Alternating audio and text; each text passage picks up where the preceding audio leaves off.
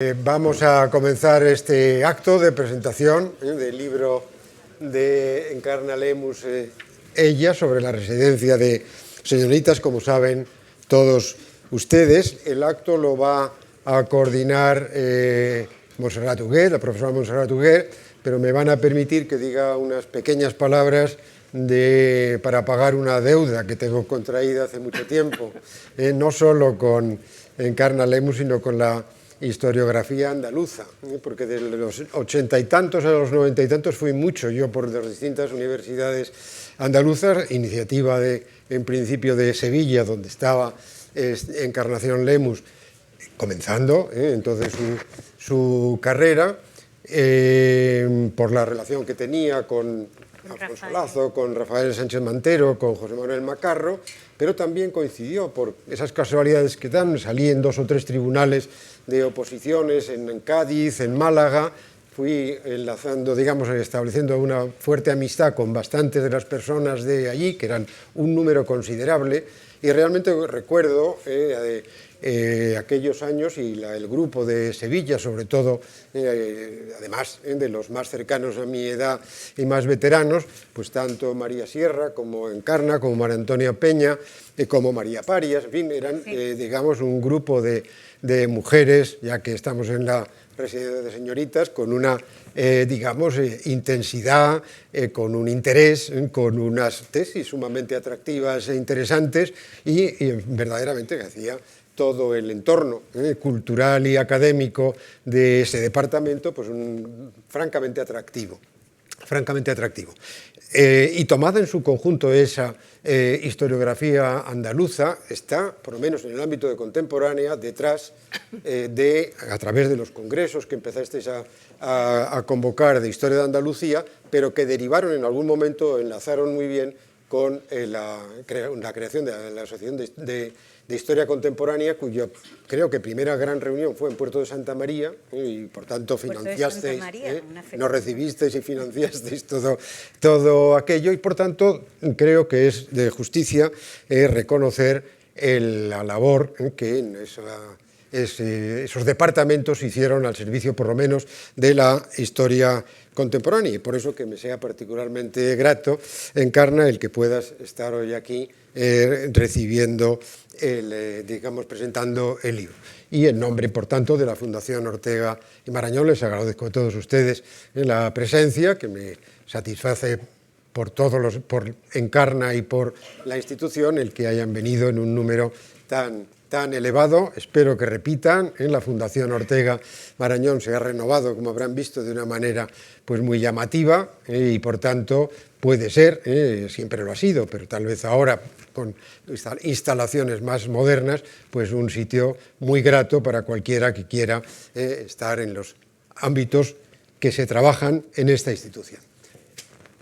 Pues muchas gracias al profesor Fusi por estas palabras iniciales. Me corresponde a mí intentar abrir pues una conversación entre las dos personas que son realmente las invitadas a este acto, una como autora del libro que edita No debemos olvidar Cátedra, cuyo representante, además su editor, está aquí. Muchísimas gracias también por indirectamente desde la comunidad académica, por la posibilidad de que este libro se haya podido editar, porque es una obra, va a salir a lo largo de esta conversación, sin duda, y lo sabemos todos, es una obra magnífica, y desde luego la academia está muy agradecida que los editores apuesten por este tipo de trabajo. Así que me arrogo yo casi esa oportunidad de agradecer también a la editorial. Son muchos los temas que podrían tratarse sin duda en esta conversación que van a tener los profesores Fusi y Encarna Lemus, autora y conversador, me gustaría decir, en relación a las temáticas del libro. El profesor Fusi pues, ha hablado de esa historia andaluza, pero yo quiero recordar, además, y permítaseme en esta brevísima introducción previa casi a la conversación, que la profesora Lemus, la escritora Lemus, la historiadora Lemus, pues lo es, y los presentes lo saben, en muchos campos del ámbito de la historia contemporánea, y hay mucho de ella en este libro, perspectivas que guarda este volumen, que no hubieran sido posibles si Encarna Lemus no hubiera historiado el mundo actual, las relaciones entre España y los Estados Unidos, la política exterior, cuestiones de género, en fin, tantísimos temas. Todo eso, a mi juicio, está en este libro. Pero yo no voy a tomar ningún protagonismo al respecto, porque me encantaría estar hablando de este libro, cuya génesis realmente he vivido de alguna manera gracias a la generosidad de mi colega, compañera, amiga Encarna Lemus, y me gustaría quizá que en primer término nos hablara ella un poquito de cuál es el origen de esta aventura, porque yo cuando hablaba con ella me la imaginaba rodeada de fantasmas, de señoritas, de residentas, ¿no? Tal es el grado de conocimiento que ella ha llegado a tener de personas concretas. No nos olvidemos que la historia se compone en muchos casos y casi siempre, incluso en nuestras narraciones, de figuras concretas. Entonces,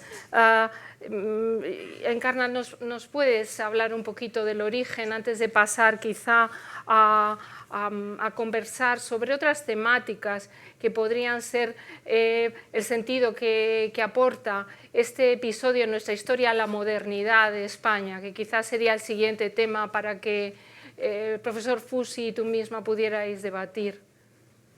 Bueno, pues muy bien, gracias Montserrat Huguet, gracias Juan Pablo Fusi y gracias querido público. Pero antes de contar el origen me voy a demorar en los agradecimientos.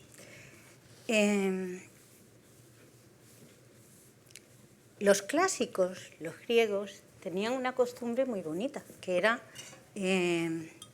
marcar con piedrita blanca o con piedrita negra, según el día, su recuerdo y su memoria de su propia existencia. Bueno, pues yo le quiero agradecer a los compañeros que comparten conmigo en este momento el diálogo, pero sobre todo al público que asiste, que me ayuden, estén colaborando con que yo ponga piedrita blanca en este día para mi recuerdo. Y en relación con ello, pues el libro tiene el prólogo del libro, la introducción, tiene un apartado de agradecimientos que creo que se queda pequeño. Una obra que dura muchos años, pues se encuentra a lo largo de su camino con muchas personas que te ayudan. Algunas están nombradas, pero no podía nombrar a todas. Y en este momento, de verdad, las recuerdo. Hay instituciones que no nombro. Las nombradas ahí quedan, ¿no? ¿Cómo no voy a recordar a la Fundación que durante años, la Fundación Ortega, me ha asistido en todas mis necesidades en el archivo y me ha ayudado a encontrar el documento que precisaba? A mi universidad, a cátedra, al Centro de Estudios Andaluces con el cual comencé esta aventura. Pero hay muchos institutos, por ejemplo, de enseñanza media, a cuya secretaría me he dirigido para que me hablaran de tal o cual persona y se han molestado en buscarme a lo mejor el día que tomó posesión y que estaba en el acta del centro, ¿no? Hay muchas conversaciones, recuerdo una con Margarita Márquez Padorno, que estáis sentada, en que me decía: Encarna, no dejes de consultar la carpeta de fiestas. Son esas ayudas las que hoy recuerdo y a las que hoy quiero agradecer, porque hay palabras que a veces se vuelven romas con el uso, pero hay otras que brillan cada vez que se usan. Y la palabra agradecer es una de esas palabras que brillan y que gusta volver a utilizar en cada momento. Así que gracias a todos los que estamos aquí, los que no están, pero que también han hecho posible este trabajo. Y ahora, pues es verdad que con Montse he conversado mucho sobre que yo llegué a este lugar no para hacer un libro, ni siquiera muy motivada por hacer ningún tipo de investigación, porque no lo pensaba hacer. Yo venía a buscar algunos documentos para completar mi curso de máster que daba sobre pues la historia de las mujeres en el primer tercio del siglo XX y en el que pues, hablaba de muchas de las personas que habían estado aquí, en particular de María de Maeztu y, como no, de Victoria Kent, y quería adornar mis clases, porque no era más que adornar mis clases con algún tipo de documentación personal de aquellas mujeres. Y con ese objetivo, pues me dirigí a la Fundación Ortega. Y de repente me ocurrió sentir la historia. Yo supongo que muchos de los historiadores que estamos aquí saben de lo que hablo, ¿no? A veces sentimos la historia con un documento, pero yo sentí la historia atravesando el jardín y lo cuento en las primeras palabras del libro porque son reales, es decir, vi la fuente, los bancos, los cedros y era como Mary Poppins cuando saltaba en esos dibujitos y se colocaba en el pasado. Pues no con esa ingenuidad, pero sí sentía que andaba presente el espíritu de aquellas personas y de alguna manera lo que entonces se decía, el espíritu de la residencia, se había quedado aquí. Bueno, si eso no hubiera sido suficiente para prestarle una mayor atención, descubrí la joya que se encerraba en el archivo. Un archivo de correspondencia, pero un archivo de la institución mirada, pues tal vez reflejaba la personalidad de doña María, ¿no?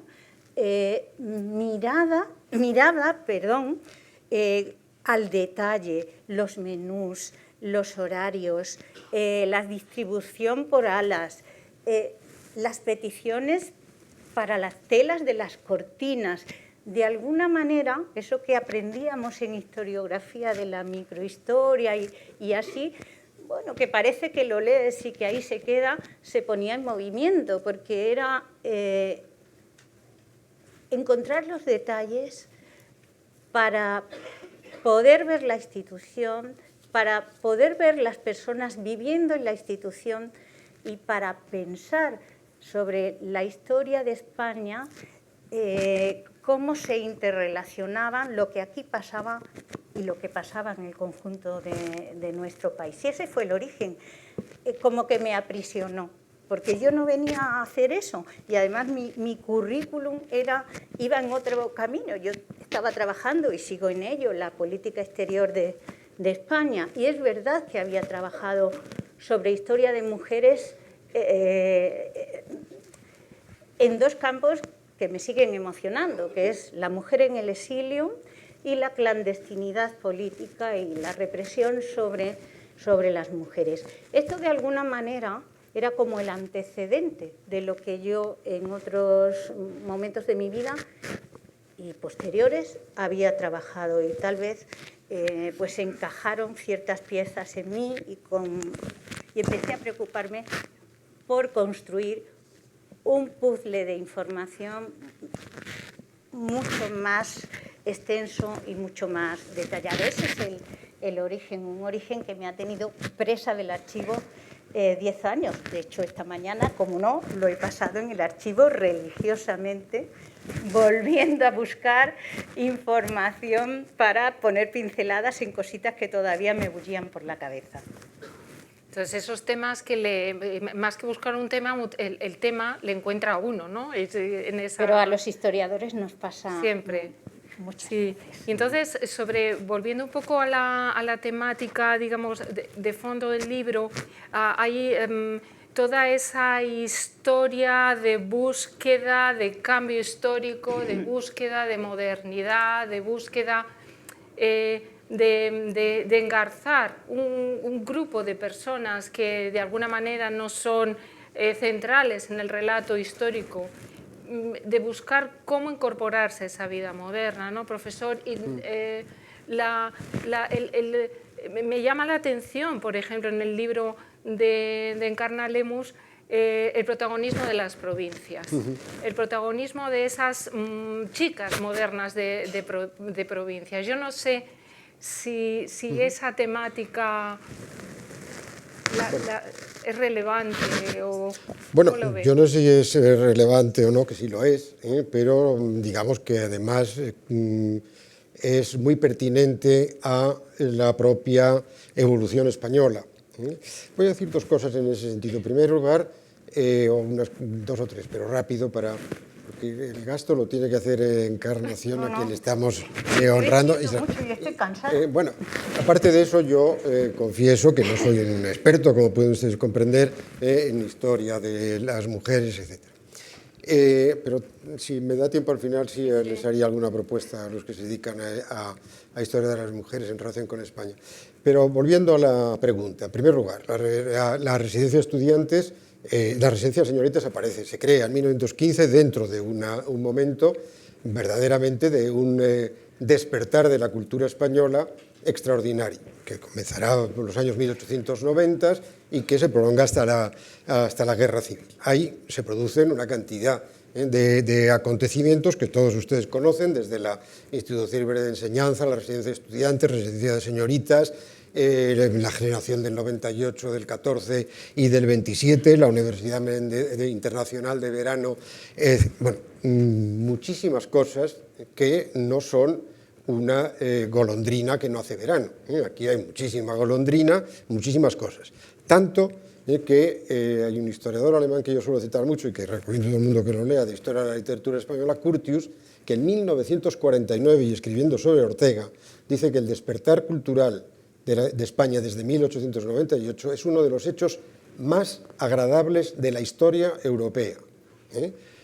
Bueno, alemán, 1949, que parece que no tiene ninguna visión mínimamente agradable de nada de lo que ha ocurrido en Europa, gracias, entre otras cosas, por su propio país, en Europa dice eso. Dice eso y dedica además en sus estudios sobre literatura europea, pues se ocupan un par de ocasiones de Ortega, en otro momento también de Jorge Guillén, de unos cuantos que va introduciendo dentro de algunos que aparecen en alguno de los libros o personalidades extranjeras, ¿no? que son las que él estudia fundamentalmente. Por tanto, la residencia de señoritas es un capítulo importantísimo también en ese despertar cultural de España, y además, bueno, es incorporación de mujeres dentro de ese despertar cultural de España.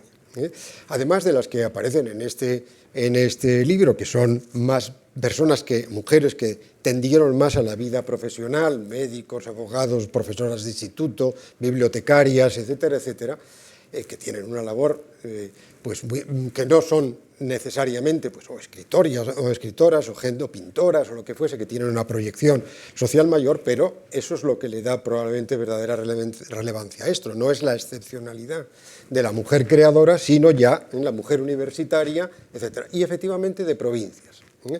Y eso decía que a mí me conduce a otra cosa, y termino y le dejo la palabra a Encarna.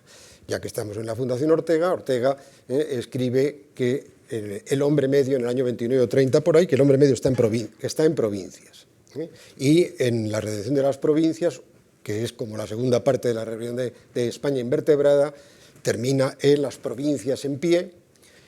¿Qué quiere decir con todo eso? Pues que efectivamente, en España, como en muchos sitios, hasta los 40, 50 del siglo XX, con la radio y todo ese tipo de cosas, el verdadero ámbito de la vida social es en España la localidad, la comarca, la provincia y en todo caso la región. que tiene mucha más profundidad que luego lo que hemos hecho con comunidades. No se refiere ni a nacionalismos ni a cosas de ese tipo, sino a la propia realidad social de dónde se mueve, cuál es el ámbito en el que se mueve la gente. La capital de provincia es muy importante como capital de servicios de la provincia y de la comarca y de la región. En España no se lee la prensa de Madrid, o muy poco, ni siquiera hoy.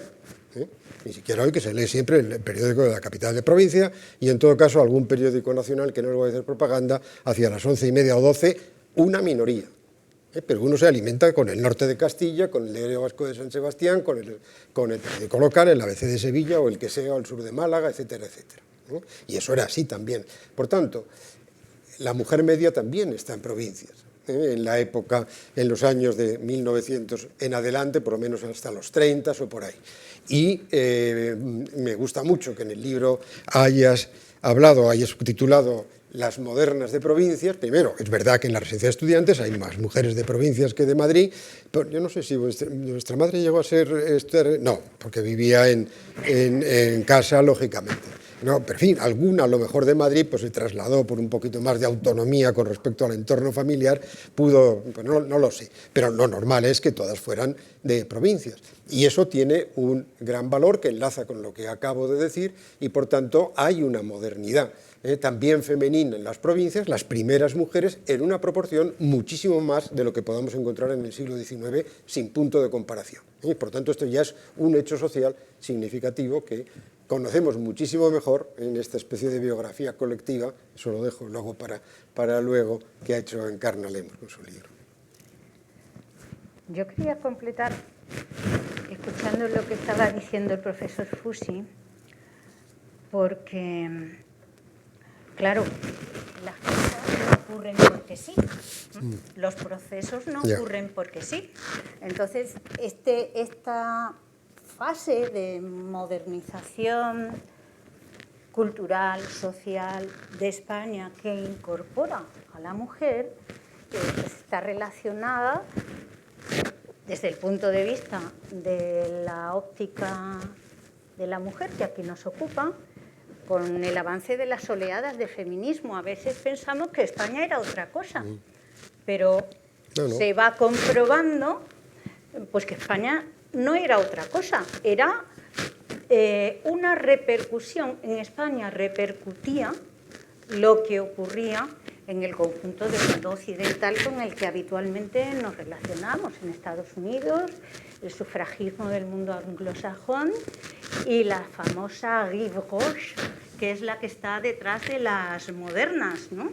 Y se repercutía porque había una red culta y minoritaria, pero culta, que sostenía, y que es importante para nuestra manera de entender la democracia hoy, que sostenía un compromiso muy fuerte con el liberalismo, que sostenía un compromiso muy fuerte con algo que era fundamental y que Juan Pablo lo ha tocado, que es con la manera de entender el regeneracionismo en este país, desde la ILE, desde la Institución Libre de Enseñanza, que luego recoge la Junta de Estudios, ¿no?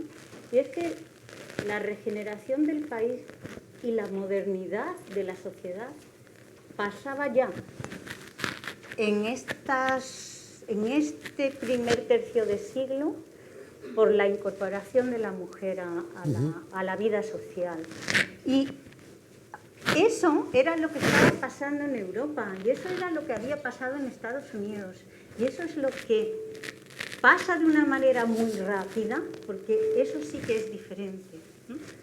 Tal vez porque la historia no ocurre igual ni a los mismos ritmos en todas las partes. Entonces, sucede de una manera muy rápida en este país, pero sucedió de una forma evidente. La prensa se da cuenta, la prensa habla continuamente recupera la figura femenina y habla de las mujeres, a veces con cierto retintín, pero en el fondo se están rindiendo ante esa realidad que está pasando, y es que las mujeres se están incorporando a la vida social y están enriqueciendo la vida social en España, porque ya también había sucedido en otros sitios.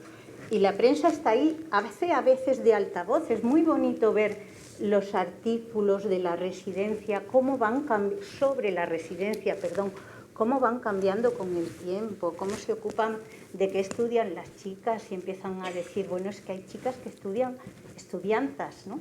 que estudian física, no todas hacen filosofía y letra, o se ocupan del deporte, un campo tan innovador, es otra imagen de mujer. Y eso venía a que ocurre en España, porque España se mueve con Europa, ¿no? Sí, de acuerdo en ese sentido, ¿no? Sí, quisiera, aprovechando la breve referencia que había hecho Juan Pablo a la biografía colectiva, quisiera que quizá fuéramos capaces de abordar esta cuestión, porque estamos ya con el micrófono bien. Sí, quisiera que pudiéramos abordar esta cuestión, porque a mí una de las de los elementos que me ha llamado más la atención de este relato, yo también lo calificaría de relato, no solamente de una obra fundamental para el conocimiento de este aspecto de nuestra historia, es la manera en que la autora consigue crear una especie, yo diría que de gran protagonista anónimo, que es una suma, una síntesis de más de 200 personas cuyos pensamientos más íntimos han quedado reflejados en esas cartas, en esos diarios, en esos papeles personales. Es algo muy íntimo que, pasado el tiempo, nos permite encontrarnos con personas cuya experiencia vital ha sido importante para sus familias, para los seres más cercanos, pero no tienen esa relevancia histórica que a menudo estamos buscando en los grandes personajes de la historia, y sin embargo la suma de todas ellas sí compone un personaje, digamos, que quizá pudiéramos entender como objeto de un interés histórico más intenso. Entonces, el profesor Fusi, yo creo que lo ha definido muy bien al hablar de esa biografía colectiva. No sé si queréis comentar este aspecto o... Yo sí, desde luego. Pues venga, sí, vamos a ello. Porque me parece, lo tengo subrayado como un punto, me parece una biografía colectiva, que es lo que ha hecho. Entonces, digamos... primero por el propio tratamiento, porque empieza orígenes, relaciones, las redes que les permite llegar aquí, su correspondencia, en la vida cotidiana, las preocupaciones de todo este grupo de estas 200 mujeres o lo que fuesen, que uno va viendo perfectamente, unas mujeres jóvenes universitarias que además, bueno, son las primeras que podemos o que han sido objeto de una radiografía común y colectiva a través de una serie de preguntas a las correspondencias que ha hecho la autora, evidentemente, porque le da una, digamos, una viveza y realidad a esas experiencias vividas por estas mujeres, pues verdaderamente muy extraordinariamente atractiva. Y me parecía subrayarlo de la biografía colectiva, pues en primer lugar porque es un género. La biografía, para los que no estén muy familiarizados con la historiografía, desde el punto de vista académico sufrió un cierto desprestigio durante muchísimo tiempo, hasta, digamos, en primer lugar la historiografía, por ejemplo, incluso universitaria y académica del 19 y del 20 no se ocupa de biografías, hace los grandes temas. Yo no digo nada que sea un desdoro para mucha gente, están hablando pues, de la España medieval y de los orígenes de España y del Imperio Español, pero no, desaparecen las biografías como tales. Siempre hay biografías de altísima divulgación en todos los países, digo 19 y 20. Luego pues hay un predominio de historia económico-social, de historia cuantitativa, etcétera, y finalmente por los años 1990 empieza a reaparecer la biografía, grandes biografías, hasta que ya los franceses entran en ese asunto y ya con la habilidad que tienen y calidad para estas cosas, ahora acaban diciendo que la biografía es territorio del historiador y ya podemos todos hacer nos han dado permiso para que hagamos biografías y de todo, pero evidentemente es una biografía distinta, las hay también. de biografías clásicas muy bien hechas, de grandes personalidades de la historia, pero hay mucho de otro tipo, desde el molinero del siglo XVI, que nadie sabemos quién es, pero que... o, por cierto, que don Julio Caro Baroja sí hizo cosas de esas en los 60, de un inquisidor desconocido, en fin, cosas de ese tipo, estudios de casos, estudio del Omicron, no sé quién ha dicho algo del Omicron antes, bueno, todo eso ha vuelto, y también la biografía colectiva. Por ejemplo, pues una mujer italo-francesa, Sabina Loriga, que tiene un trabajo sobre un batallón de un regimiento piamontés del siglo XVIII. ¿Por qué? Porque se ha encontrado, ha tenido la misma habilidad que tú, de coger el batallón, que son 600 y pico hombres, lo tiene todo detallado, desde la talla hasta los orígenes, de qué familia viene, de dónde viene, y le ha salido un perfil de lo que es un regimiento piamontés del siglo XVIII, pues verdaderamente espléndido, y ahí pues no hay batallas ni hay nada, simplemente quién es el soldado anónimo, quién es el estudiante, etc. Las profesiones, las universidades, algunas unidades homogéneas por lo que sea, son todos distintos, pero al mismo tiempo están todos en la residencia de estudiantes, todas tienen un proyecto de estudiar alguna carrera y por lo tanto hay muchos puntos en común entre todas ellas, al mismo tiempo de ser cada una personalidad propia y distinta. Por tanto, la biografía colectiva, dentro de la diversidad extraordinaria de la biografía recuperada, me parece pues un acierto por tu parte. Seguimos estando en la Fundación Ortega Marañón, no nos hemos movido, ya he citado antes a Ortega, voy a volver a hacerlo, ¿no? Ortega, no solo él, antes que el Dilte y otros, pero él lo toma enseguida, dice que el hombre es un ser biográfico, mucho más que un ser biológico. Es decir, no es biológico o no solo biológico, es un ser biográfico. No tenemos otra cosa más que nuestra propia vida. Y eso vale también para la historia. Él mismo acaba diciendo que el hombre no tiene naturaleza, que lo único que tiene es historia. Y individualmente lo único que tenemos es nuestra propia vida. Y contar nuestra vida, el relato de nuestra vida, es nuestra biografía, el relato de las experiencias de la gente es la historia. Y por tanto, el hecho que se hagan biografías colectivas añade, por lo menos desde mi perspectiva, pues una enorme sube mi estima por Encarna Lemus y por este libro, precisamente por eso, porque me parece verdaderamente una aportación sustantiva a ese tipo de biografías nuevas. En este caso, no sé si da igual que te lo hayas propuesto o no, porque a veces se sorprenden verdades sin darse uno cuenta. Bueno, voy a completar lo que estabas diciendo por cómo lo he vivido yo. La verdad es que no sabía qué hacer. Tengo que confesarlo. Y es que pasaba, yo diría que meses enteros, leyendo cartas y sabiendo lo que no quería hacer, que era una especie de diccionario, ¿no? O de abanico con muchas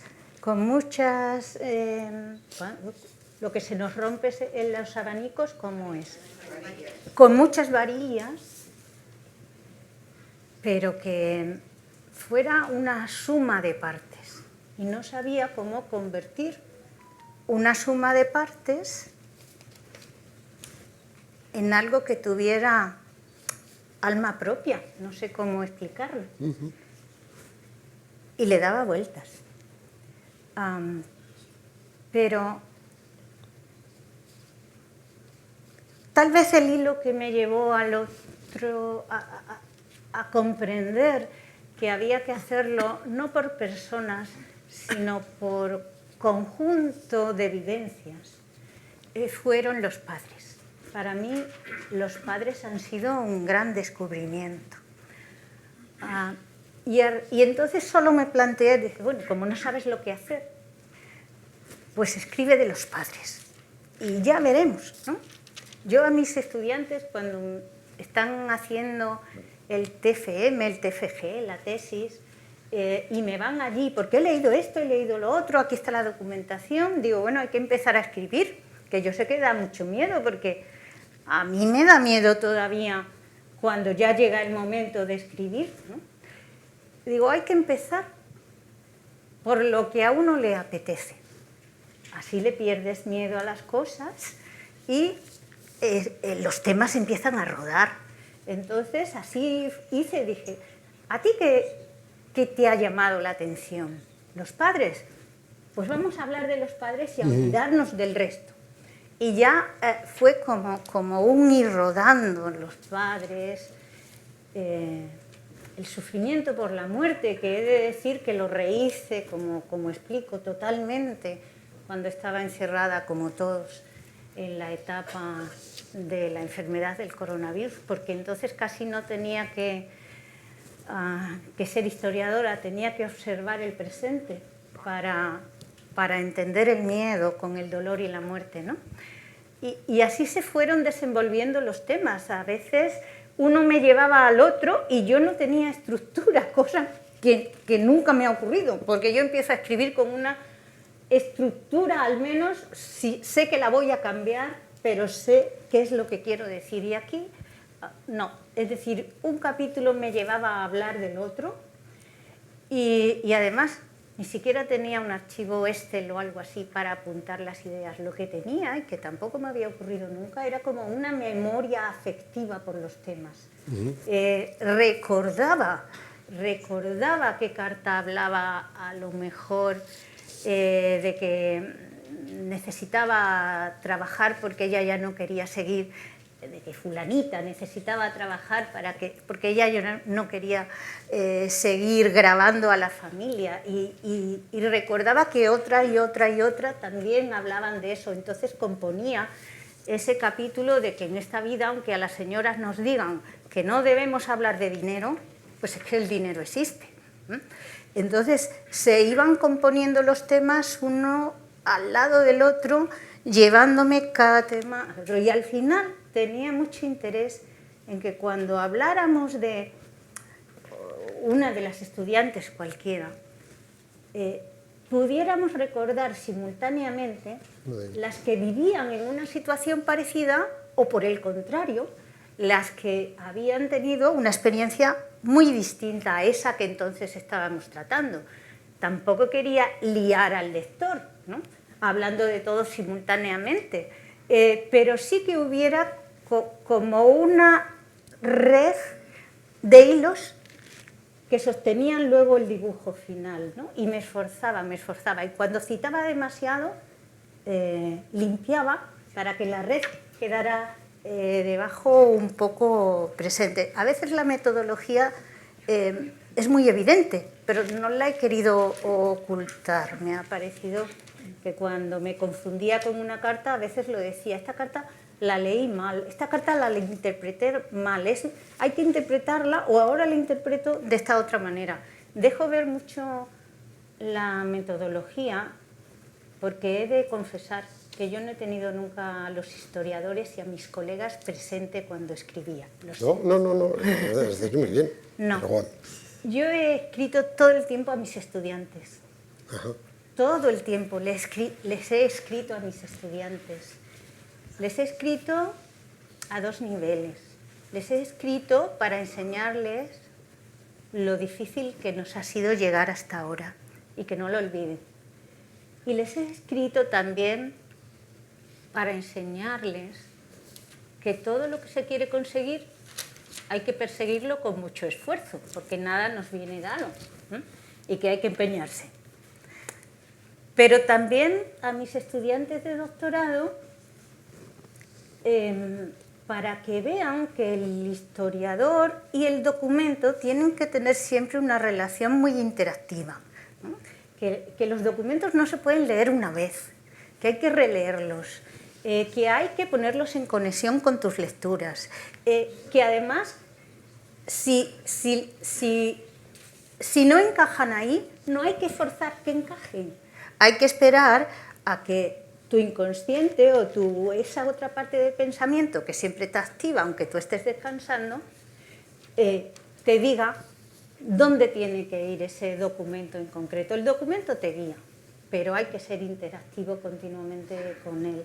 Entonces tiene una metodología muy evidente pero que nunca estuvo pensada desde el principio. Nunca dije, yo voy a hacer una biografía colectiva. Yo solo dije, voy a escribir de estos padres y de estas hijas y de la confianza que establecieron entre ellos. Y la cosa empezó a fluir. Te quedo muy, pero para que vean, o veas tú sobre todo, que no, digamos, coincidimos. El mérito de, esto es lo que he escrito según iba leyendo. El mérito de ellas es que no es un diccionario, sino un análisis de biografías, orígenes, perfiles personales, vocación, estudios, preocupaciones, ambiciones, frustraciones, enfermedad de un grupo de mujeres a lo largo de un periodo de tiempo significativo en sí mismo. Y volviendo a lo que planteaba Monsuet al principio, una muestra fundamental, un corte sociológico espléndido de un aspecto fundamental de la historia española, y no solo española. Pongo españolas del siglo XX porque son mujeres españolas, pero no solo españolas porque son mujeres. Y por tanto, bueno, eso es lo que se me iba ocurriendo al hilo de las lecturas. Pues lo coincidimos. Sí que coincidimos. Me ha parecido que hay, además, en el libro, añadiendo alguna cosita a vuestro análisis, hay también una manera de acercarse a la historia desde, no sé si decirlo, mentalidad me parece quizá demasiado pomposo para este campo concreto, para este estudio. Yo hablaría quizá más, no sé si os parece a vosotros, de un acercamiento a la historia desde la perspectiva de los sentimientos, de la voluntad, esas referencias que son casi universales al tesón, al esfuerzo que decía la autora, pero por ejemplo me ha llamado mucho la atención la aparición de la idea de felicidad, porque la idea de felicidad es una idea poco contemporánea, reciente. Digamos que es una idea que se ha retomado en el siglo XXI de una forma muy amplia, pero está casi desaparecida en los objetivos vitales colectivos de las sociedades del siglo XX. Y sin embargo aquí vemos que los padres quieren que las hijas sean felices a través de proyectos que ya no son los proyectos clásicos victorianos, los proyectos de la división de las sociedades en espacio público-privado, sino que entienden el acceso a la felicidad a través de la incorporación de sus hijas a algo que les había estado negado, ¿no? Entonces, esta idea de felicidad, que es casi recurrente en esa vocación de los padres a los que hacía referencia la autora, a mí me ha llamado la atención. No sé si puedes añadir algo a esto o Encarna, ¿lo ves tú así o lo has pensado mientras escribías el texto? Estas mujeres fueron felices en este contexto. Sí. Y no sé si lo he objetivo sabido cumplido, entonces. reflejar, espero que lo haya sabido reflejar. Pero voy a dar un paso hacia atrás. Yo creo que el gran éxito de la Junta de Ampliación de Estudios es unir dos conceptos que han roto su conexión y lo han roto para pena nuestra, de todos los que estamos aquí, que es educación y felicidad. Creo que, y es algo que he aprendido leyendo estos años, creo que ese proyecto de hacer de niños ciudadanos y hacer de niñas, obviamente, ciudadanas, pero ciudadanas que disfrutaran con el conocimiento, que disfrutaran, esa es la palabra clave, que goce, disfrutar de la música, disfrutar del arte, disfrutar de la pintura, disfrutar de los libros. Eso era lo que consiguió la institución libre de enseñanza, lo que mantuvo la Junta de Ampliación de Estudios, lo que se consiguió en este centro y en la residencia de estudiantes, que eran el mismo centro al fin y al cabo, ¿no?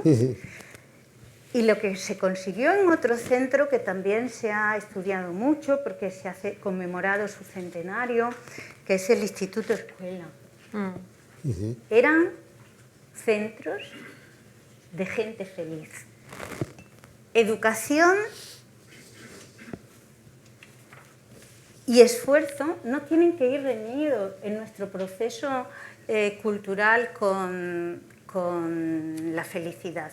Y es un vínculo que se ha roto en nuestra trayectoria posterior y que consigue que la vuelta al colegio de los niños sea un día que no siempre es de alegría, más bien es de pena, que nuestra vuelta a la universidad no sea el día de más contento de ese mes, por ejemplo, ¿no? En tanto, hoy mismo he leído una carta, voy a ejemplificar con un detalle, de una maestra de un pueblo pequeñísimo de Cáceres, Aceituna, se llama el pueblo, y la maestra Pilar Munar Ruiz. Y decía que se insertaba mal en el pueblo, un pueblo de varios cientos de habitantes, y que, entre otras cosas, notaba cierta hostilidad en los padres. Y notaba cierta hostilidad por cosas que enumera ella, ¿no? Por ejemplo, su pelo, las modernas de provincia, su pelo, cortado a lo garzón, se supone, ¿no? Pero también porque los padres no entendían que las niñas fueran contentas a clase cada día, porque la letra con sangre entra. Si iban contentas, sería porque la profesora no las reñía suficiente, a lo mejor, o no las castigaba, o no las... Pues no, es que ese era el método. El método era el método de la felicidad para aprender. Y voy a otra anécdota, pero que en el fondo encajan. Algunas familias, antes lo hablábamos Juan Pablo y yo, nos escriben, a Margarita también, cuando la exposición, a Almudena, que está sentada ahí, cuando la exposición de las mujeres con una habitación propia y ahora con esta exposición. Algunas familias te escriben. Hubo una persona mayor que me llamó por teléfono, una señora, uno de los días de Navidad. Y cuando oí la voz de una persona mayor, pues dejé de hacer lo que estaba haciendo para escucharla. Y entonces terminó la conversación, era una nieta de residente, terminó la conversación con algo que te lo conté a ti. Y que fue que me dijo, le agradezco mucho que haya escrito el libro, porque mi abuela en la residencia fue feliz. Es que eso es la Junta de Ampliación de Estudios, ¿no? Enseñar haciendo que la gente disfrute de aprender, porque luego te sirven para saborear la vida. Esa es la verdadera educación, ¿no? No obligarte a enseñar para luego olvidar, no obligarte para luego olvidar mientras te tomas una cerveza o juegas un partido de fútbol, porque al final todo puede estar unido y todo te puede ayudar al disfrute. Y saber más te ayuda a disfrutar más. Y creo que ese es el logro de la Junta de Ampliación de Estudios mientras le dieron oportunidad en este país, ¿no? Así que la felicidad sí. Es un hilo. No, voy a ser amable porque según hoy hablo de la felicidad, decía estos liberales españoles son incorregibles, ¿no? Pero no, eso es muy complejo y por tanto no entro ahí. Pero sí me gustaría subrayar algo, es verdad lo que dice Encarna 100%, de la educación, la idea, la apuesta por la educación por Giner, la institución libre de enseñanza y todo lo que ha venido detrás, que efectivamente, digamos, tanto la Junta para Ampliación de Estudios como la Residencia de Estudiantes, la Residencia de Señoritas, son obra de Giner, ¿no? En todo caso, otras cosas que vienen después son gente que han reconocido ese liderazgo inicial de Giner, pero no me gustaría que dejar pasar por alto, no es solo un santo laico, ni una especie de beato que andaba flotando. Giner sale convencido de que la Revolución del 68, la Primera República, son un absoluto desastre, y que en España no se puede hacer nada si no se reforma antes la educación. Y que por lo tanto su apuesta no es solo de amable beatitud, sino de una convicción muy profunda de que la reforma y la regeneración de España es ante todo una obra de educación, ¿no? Bueno, no puede hacer una universidad como él planteaba al principio, pero enseguida hace la institución libre de enseñanza, dedicada a la enseñanza primaria y secundaria, y luego van creando el Instituto Escuela y todo lo que habéis ido diciendo y que sabemos todos, y que son instituciones espléndidas, todas ellas, que efectivamente ahí se educaron 2 o 3 generaciones, a mi gusto, pues de lo mejor que ha habido en España. Pasan por algunas de las instituciones que acabamos de mencionar. He mencionado antes la Universidad Internacional de Verano, lo que hoy llamamos Universidad Méndez Pelayo, también es obra de ellos. Quien la crea es Fernando de los Ríos, que es varias veces de los Ríos por distintos lugares, más emparentado con los Lorca, o después políticamente, en fin, que es un grupo relativamente pequeño. Hay que decir a favor del Estado español, de la Restauración, que les da, que quien financia es el Ministerio de Educación. Ministerio de Educación que se crea, que me parece por aquí debe haber alguien, en 1901, también con la idea de regeneración, porque evidentemente después de la derrota del 98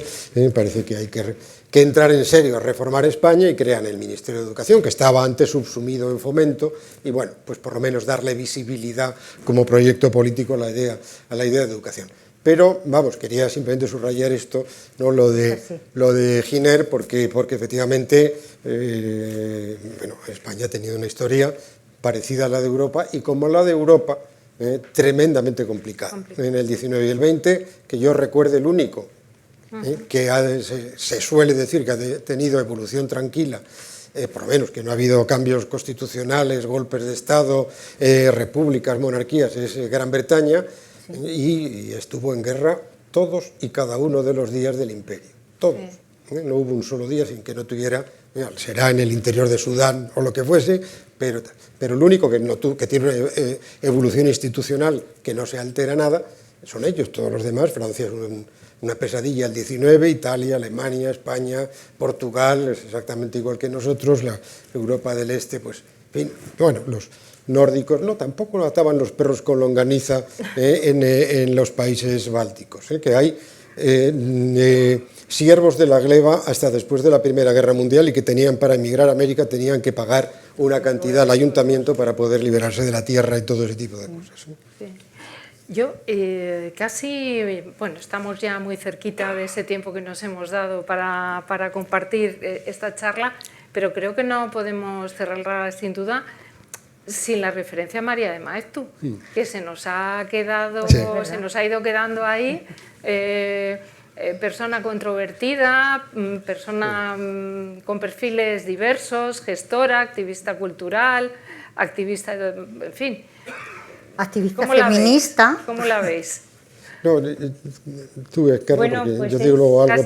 Tú ya la conoces bien. Yo no soy biógrafa bueno, y ha tenido varias biografías y varios estudios que recogen sus escritos, y un trabajo precioso de Lastagaray que recoge su correspondencia, pero es el personaje que llena la escena de alguna manera, ¿no? A mí lo que me fascina es que tuviera,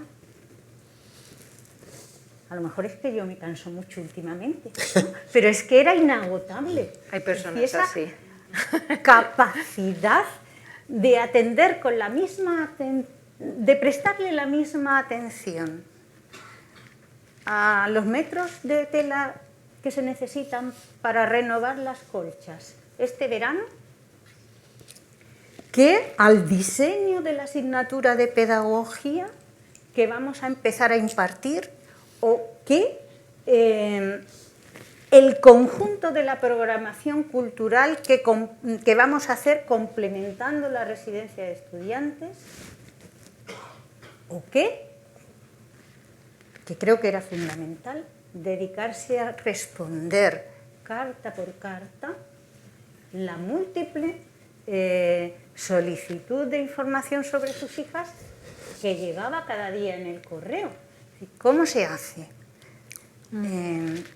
Y no dejaba de estudiar, y no dejaba de aprender, y no dejaba de viajar, y no dejaba de atender a las estudiantes en su propio despacho, o bien durante la comida, o bien en esa hora sagrada del té, en el que toda la comunidad aprovechaba para comunicarse. Creo que era una persona absolutamente comprometida con esto, que ella consideraba la obra de su vida,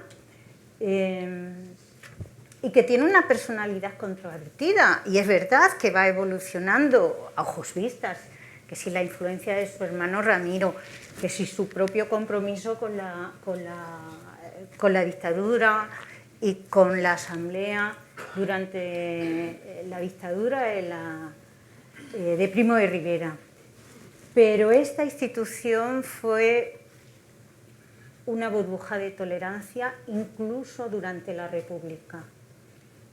Y pensar a ella lo que pensaba salvaguardó, mientras ella estuvo, la convivencia de algo que también creo que he reflejado y que creo que sí se refleja, que es la pluralidad de opiniones y de inclinaciones ideológicas que en esta Santa Casa convivieron, ¿no? Mientras ella estuvo, esa convivencia fue respetada, sabiendo pues que había estudiantes de muy diferente concepción ideológica y en algunos casos muy radicalizadas, como la propia historia de España era.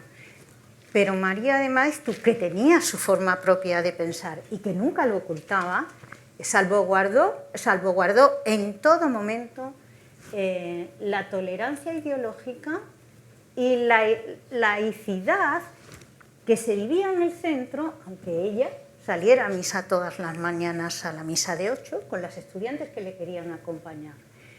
Su evolución ideológica va por un lado, pero su respeto a la tolerancia, a la convivencia, a la autoridad y su buena relación con el gobierno republicano también estaba ahí. Siempre he de recordar que la visita del jefe de Estado que recibió la residencia fue la de Alcalá Zamora, que vino a conocer ese cambio revolucionario que estaba produciéndose entre estas paredes, ¿no?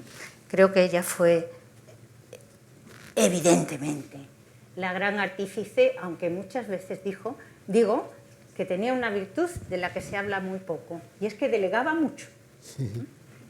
Ella no podía estar en todas partes. Si llegaba a todo, es porque elegía muy bien a las colaboradoras y las ponía en el sitio preciso, de forma que a veces no tenía que hablar, porque la conocían y actuaba como hacen los buenos gestores, sin tener casi que presionar nunca, porque las demás ya sabían cómo quería la directora que marchara esto, como un reloj. Bueno, me contradigo, pero completo lo que decía antes de las biografías. Además de las colectivas, en España hay muchas, ya empieza a haber bastantes mujeres, ¿no?, que tienen biografías, y María de Maeztu es una que lo merece, ¿no?, con independencia. Yo la visualizo como una persona menuda, nerviosa, intensa, rubita, compleja, supongo que con una vida satisfactoria en este sentido, no sé si en otros probablemente no tanto. El entorno suyo, Maeztu en algún momento tuvieron, María tiene bastante, digamos, dependencia y admiración con respecto a Ortega, muchísimo. Ramiro, probablemente la dedicatoria es muy bonita y se la recomiendo que la hagan a sus amigos, que hizo Ortega a Ramiro de Maeztu en Meditaciones del Quijote, que en la primera edición está dedicada a él, luego la quitó cuando Ramiro hizo lo que hizo y derivó hacia donde derivó.